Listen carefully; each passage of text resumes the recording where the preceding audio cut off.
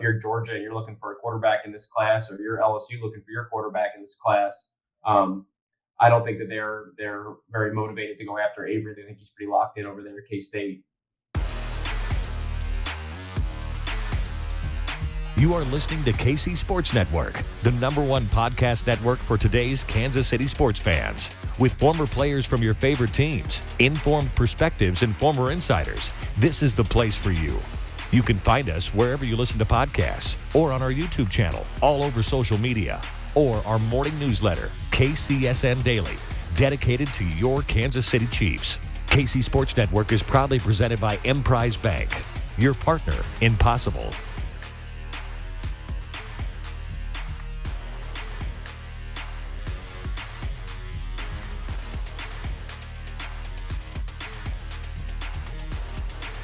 All right, welcome into another 3 Mile podcast. I am John Kurtz. I've got one of my crew members here with me today. That is Derek Young from K-State Online. No Cole Manbeck today, but that is just fine because we have a very special guest on, the national recruiting analyst with On3. Obviously, one of the big names now in recruiting, in the recruiting landscape. Sam Spiegelman joining us, and really appreciate him taking the time. Before we get to Sam and discuss Avery Johnson, K-State's new Elite 11 quarterback that is committed and seems firm in that commitment to the Wildcats, do want to give a shout out to Holiday Distillery. They have 360 vodka. They have Ben Holiday bottled in bond bourbon. You guys know it. We talk about it a lot. Whatever it is that you're celebrating, commiserating, goes perfectly with anything in sports, right? You can drown your sorrows or celebrate with your poison of choice, so to speak, whether you're a 360 vodka fan or Ben Holiday bottled in bond bourbon, which is ours of choice here on the show. Make sure to support them. They've done a great job supporting us and have K-State connections as well. So appreciate Holiday Distillery as always. And appreciate Sam Spiegelman taking the time to join us here on the podcast today. Sam, I'm not going to lie. It's a little bit weird being somebody that I covered K-State for 10 years. I've been a fan my entire life. It's not often that K-State has landed anybody that draws the attention of a national recruiting analyst. That's kind of new, uncharted territory for us. So I'm happy to have you on, that K-State is at least in this conversation at this point. Yeah, well, I guess it happens, every now and then, and that's what happens when you get some new blood to a coaching staff. And obviously, K-State is littered with tradition. I don't like to tell you guys that, but sometimes, so a new coaching staff brings along some new chapters. And recruiting is a changing landscape. I know that we're going to talk about it later with NIL and stuff, but different coaches have different approaches, and sometimes a different offense will just open up a different layer to recruitment, and that's what we have here with K-State and Avery Johnson. Yeah, well, I know you got a chance to see him at Elite 11. K-State fans are really excited for him, especially because he seems to be really all in on K-State here at this point. But what in general do you feel like K-State is getting as far as the talent is concerned with Avery? Yeah, well, before I got to see Avery in person, and Elite 11 was the first time I've actually got to see him throw in person, which I think is such a critical aspect of an evaluation, especially at any position. But at quarterback, I feel like if you don't see them really in person at any point, it's really tough to have a good read on the kind of thrower they are. And obviously the Elite 11 puts them through so many rigorous events. To talk about just his physical makeup, he's an athletic looking kid. He's not the biggest quarterback you've ever seen, but he's certainly an athlete at 6'2", 180 something pounds. We know about some of his measurables, 4.5 40. 37-inch jump and the vertical jump. And then I think, obviously his multi-sport background, not only is he a fantastic football player on Friday nights, he's a fantastic baseball player, basketball player. The highlights obviously have gone viral to an extent, but seeing him in person, I think, especially in today's era of quarterbacks where we're always looking for the next athletic off-schedule playmaker, I think Avery Johnson can definitely inspire those kind of thoughts, and in his evaluation, I thought he really stood out with really his touch on his deep throws. I think that's probably the more difficult throws. It's easy to sling it deep. It's not always easy to be accurate all the time. And for a big athletic quarterback like Avery, I thought his deep throw accuracy was great. I thought he was really solid underneath. Thought he was able to put some spin on throws underneath and make a little bit more advanced throws than you probably expect for a multi-sport, big name from a small school sort of kid like Avery. I think when you pair, the ability to, the emulated pressure during the Elite 11 with his actual athletic background, you can begin to project, which is always a dangerous thing, but you can project to see really big things and really high upside with a kid like Avery with what he showed at Elite 11 on top of the athletic background he already brings to the table. Yeah, Sam, was there a part of that Elite 11 event where he stood out the most? Was there any, like, I know they do a bunch of different rigorous things, but was there any part of it where he basically was one of the best, if not the best? Yeah, honestly, I thought the first day every year is always tough because they do an array of challenges. But as for any national event, there's not 11 quarterbacks there. There's 20 quarterbacks there. I think travel kind of kicks in. So yeah, I think you really see the quarterbacks at their best during the pro day, which is the second night, and it's personally I think the biggest indicator because the pro day eventually is what they're going to be going through when they're getting ready to hear their names called on draft night down the road. And I think the pro day is a good indictment of where they are, in terms of, the ability to make all these throws and then the emulated pressure that we're talking about with Avery. And I thought he shined on the Elite 11 pro day night, the second night. And then I thought, he had his ups and downs during the 7-on-7 portion to end the event. He had a couple of interceptions, but I think that's just, so did Alabama's quarterback commit. So did, Oklahoma's quarterback commit who, was the Elite 11 MVP. Interceptions are a part of the position. But I thought really the pro day was where he shined, and then I thought he definitely had his moments where he got to show parts of that during the 7-on-7 competition, which is also a check in the right direction. You've seen a lot of quarterbacks nationally, probably just about every Power 5 commit at this point. And we know his athletic numbers, and you already mentioned some of them. Is he the most athletic quarterback in the country? Is there anyone in that ballpark with him? He certainly has a case as one of the better pure athletes. I think when you look at his background and in each of these different sports and how it actually factors into his game. But this is a really good quarterback class. So maybe if you're going to ask one of these quarterbacks to maybe try a different position, Avery might be the obvious selection. But there's just some really unique and gifted athletes in this particular recruiting class. Like my joke this entire offseason has been, there's going to be a 30 for 30 about this particular quarterback cycle. Years after they're all drafted and having these outstanding NFL careers, because you obviously start with Arch Manning at the top. Right behind him, guys like Dante Moore and Nico. These are elite quarterbacks that in a given year are usually number one or you can make a case at least for number one. And then you got the Jackson Arnolds of the world. The Eli Holstein is a fantastic athlete himself, and Ricky Collins and Avery Johnson. He's in that ballpark. JJ Cole is someone who shined at the Elite 11. So yeah, he's definitely one of the most athletic quarterbacks. And it's a big part of his game, but it's a tough year to say whether he's the best athlete overall. Is there a guy that's played in college or in the NFL that sticks out as someone that Avery reminds you of the most at this point? Maybe it's a buzzy situation just because there's a lot of eyes on him as training camps open up. But, you think about the raw skill set about Trey Lance and what they're doing in San Francisco. And, the testing numbers are pretty comparable, and the arm talent is certainly there. And we got to see that, a little bit earlier this summer. And, obviously Trey Lance is older and a little bit more developed, and he's working in Kyle Shanahan's offense. But, from my eyes and what I've seen from Avery Johnson on tape and in person, you can't tell me he can't do the same exact things and bring a similar skill set to not only a college offense at K-State, but on Sundays as well. Well, that's a very appropriate comp there, because we know that Chris Kleiman's the guy that recruited Trey Lance to North Dakota State. So that's why they pay you the big bucks, Sam. I guess so.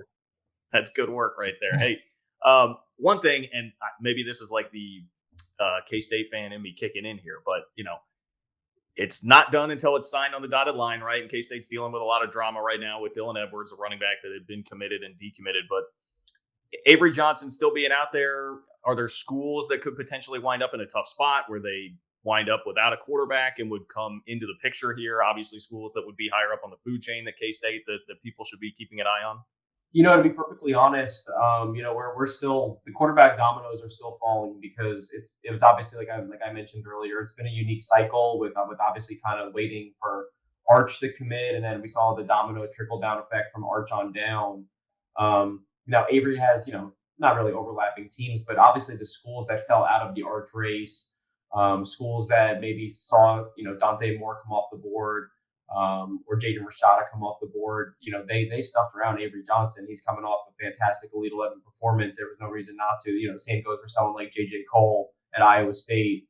And from talking to various coaching staffs around the country, the sense is that he's pretty locked in with K-State, and that seems, if you're Georgia and you're looking for a quarterback in this class, or you're LSU looking for your quarterback in this class, I don't think that they're very motivated to go after Avery. They think he's pretty locked in over there at K-State. Well, that's good news. K-State fans will definitely love hearing that. I brought up briefly the Dylan Edwards situation, and without getting into the specifics of all that, the interesting part to me is, I think for K-State fans, like I was joking with you earlier, like we're not really used to national recruiting or guys that have national offers. So Dylan Edwards, a legacy, he's committed, one of the fastest players in the country. Then he gets a Notre Dame offer. All of a sudden he's not committed just over a month later. And there's been drama back and forth. He's doing Instagram lives. K-State fans have taken offense to some of the things that he said. My question to you is just, I always feel like people don't realize how common that is because we're just not used to it. Like how common are situations like that when you're talking about some of the top 100, 200, et cetera, prospects across the country? Yeah, Dylan Edwards is really special. I got to see him for the first time at Future 50 this summer.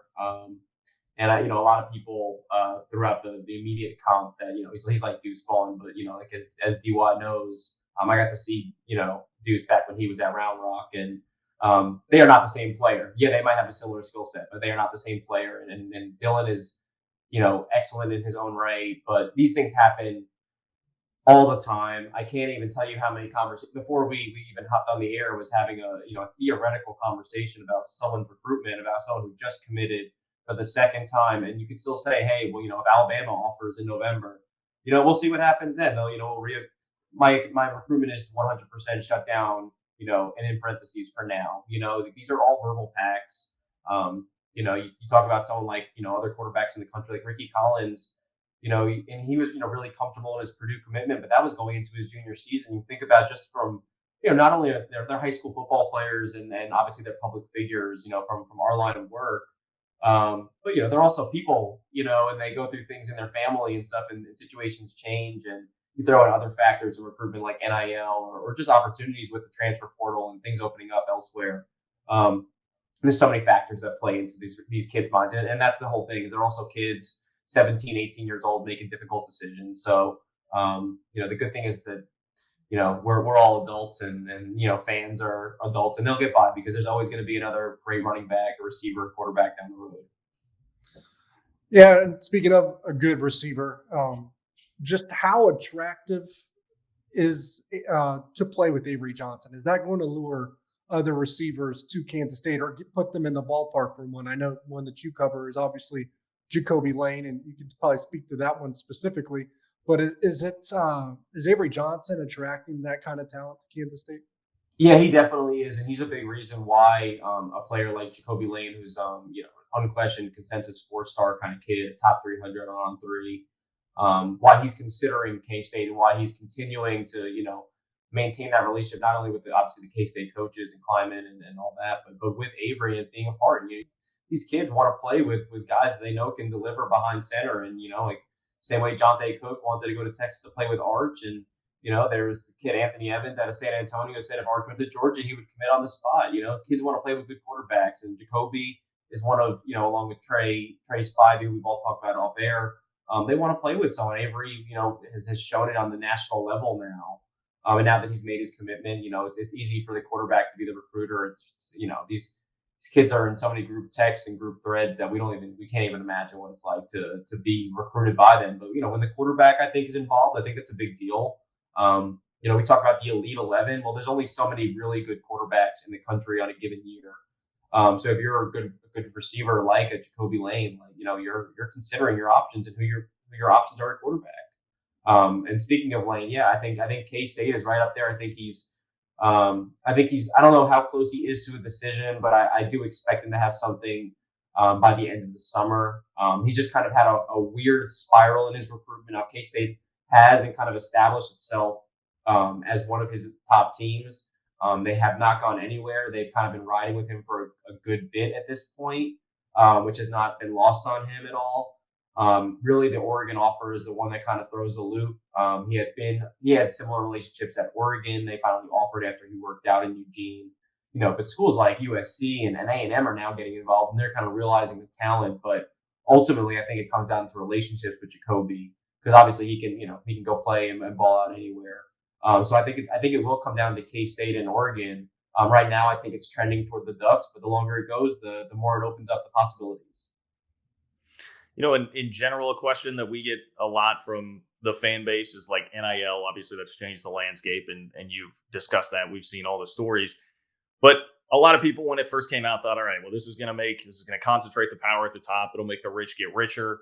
I think we've seen, obviously, examples of it doing the opposite with helping, mid-tier Power 5 schools get in the game a little bit more. As somebody who's in the thick of this day in, day out, what are you seeing right now in terms of who it's benefiting or how it's changed, if at all, the recruiting landscape in terms of who has the power? Yeah, I do think, there's a lot of different ways to look at it. I think it does open up the doors for, Texas A&M has been the school at the forefront of the NIL situation for, over a year now. And Texas A&M is not a school that we're accustomed to be talking about in control of the number one class in the country, let alone even the number one recruiting class in their own state sometimes.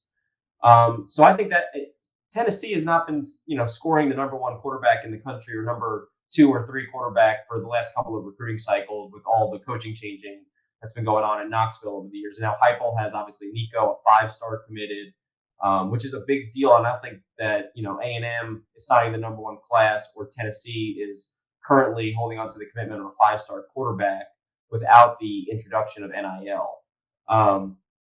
Having said that, I do think that and while I'm certainly all in favor of athletes getting paid for their name, image, likeness, their brand, whatever they bring to the table, everyone has that story as being a sports fan and realizing why your favorite players' names weren't on the jerseys that you were wearing, and kind of discovering it from that point on. And I've always been in favor of that.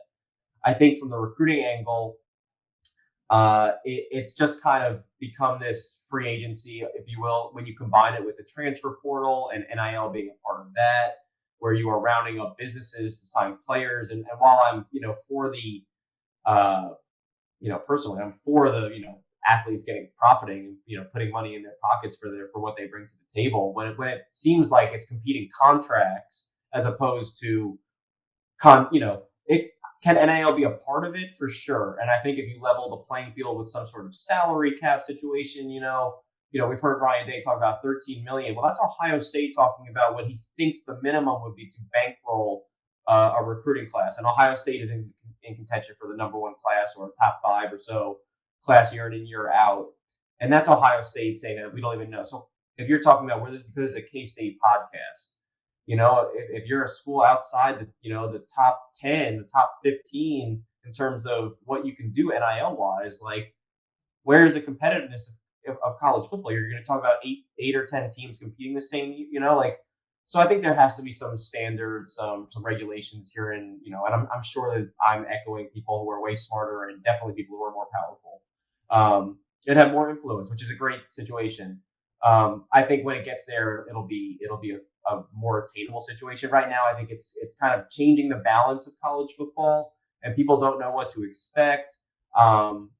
Personally, being at some of these recruitment ceremonies to hear about like contract figures, like their housing offers, it's obviously we've all heard about money deals under the table for years in this industry, but to hear about it talked about openly, like salaries and what you pay for your house and yada yada yada, and what's included in these contracts, it's really mind blowing. I don't think it's always a great look for recruiting, because recruiting should be about relationships and some of the more familiar aspects that make it more fun and fun to cover. But maybe that's just me being crazy. But sorry for rambling a bit. No, I think you speak to what a lot of people listening to our podcast would want spoken to, and as far as that goes, I think a lot of people are on the same page with you. The last question from me is the Big 12 is going to look a lot different moving forward, obviously. You've got new schools coming in here in just over a year.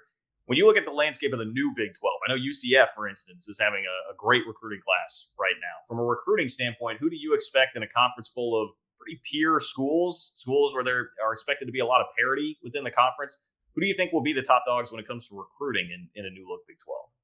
Yeah, honestly, I think that it kind of opens up the door for TCU a good bit. TCU has been working behind the scenes to kind of get up to, we saw that they made a strong push for Ruben Owens, so they have some NIL funds, becoming apparent to them. They have some deals with some name brands around the country, and TCU is a powerful, private university, and getting Sonny Dykes, who comes over from SMU, they already have a lot of ties to recruiting the state of Texas. And you take out UT and you take out Oklahoma, who obviously recruit Texas at, the highest of levels.